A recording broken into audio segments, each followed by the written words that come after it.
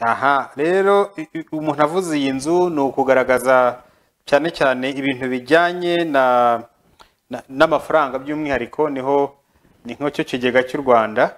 Hanyuma rero bari mu kwiga uburyo ubu ngubu batangaje ko bari gukora ubushakashatsi ku ifaranga ryifashisha ikoranabuhanga ari byo bita digital currency, bya bindi dusanzwe tubabwiraho muri no minsi kugira ngo barebe ko byajya bikoreshwa hano mu Rwanda. Ngira ngo ushinzwe serivisi zo guhererekanya amafaranga muri Beneri witwa John Karamuka aherutse gutangariza ikinyamakuru The New Times ko ubu ngubu bari gukora ubushakashatsi kandi ko nyuma y'ubu bushakashatsi iyi banki bishoboka ko nayo ibonye ari ngombwa yakwishyiriraho igihugu rizwi nka Central Bank Digital Currency nk'Abashinwa. Voilà. Novuga ngo impamvu mbigarutseho nuko twabigarutseho kenshi abantu benshi bakajya batubaza ese ibyo biremewe ese, ariko tugenda tubaha amakuru kuri ibi bintu kugira ngo abantu batangire bitegure bige ubumenyi.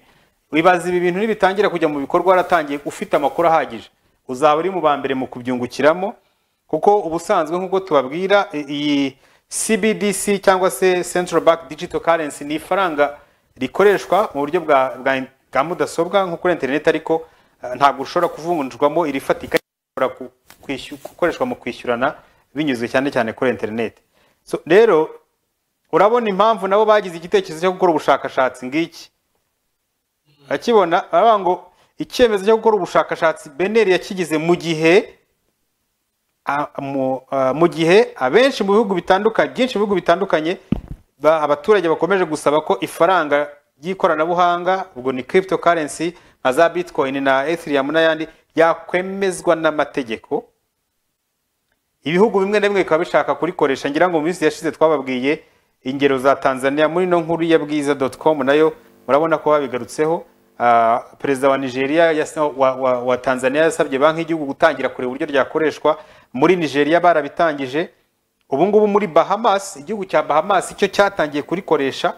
El Salvador iri mu mishinga yo mu gihe kiri imbere, nabo ntibirarangira uyu mwaka bemeje gukoresha digital currencies. Hari ibihugu nka Guatemala nabyo byatangiye. Bigaragara rero ko iyi nkubiri irimo irazamuka, kandi twigeze kubibabwira muri iki kiganiro, ni nawe wabivuze ugira uti ubukungu bwa Afurika byanga byakunda buzatabarwa na digital currency. Gusa sinumva impamvu wabivuze, ariko wenda warabinsobanuriye, ahubwo nakongera kubaza nti washingiye kuki? Nuko nkuko iraziza kumenya internet muri 1995 kwa Bill Gates, kuko badutanga internet bakoze ibyo bakoze bakoze za software, kuko badutanga internet bamenye gukora software, gukora ama website, umuntu wese wabasha guprofita.com icyo yagize. Rero ikibazo amafaranga dukoresha usanga Afrika ko ibyo bita fiat money ni amafaranga usanga dukoresha fiat money usanga akontororwa n'ibihugu byo mu Burayi byo mu burengerazuba bw'isi. Harimo akavuyo kenshi baranatubonera cyane bakanadukandamiza. Ariko digital is very independent. Afrika yose ntabwo bizantangaza mu myaka 10 iri imbere ibyo byose digital. Ntabwo bizantangaza kubona Afrika yakoze digital currency ahubwo nize zacu tukazera. Kuko niyo makiro yacu utanga bizoroshya gukorana hagati yacu, kuko nguko abantu bose ku isi yose dependent na digital America. Ubushinwa burimo kwike amadolari.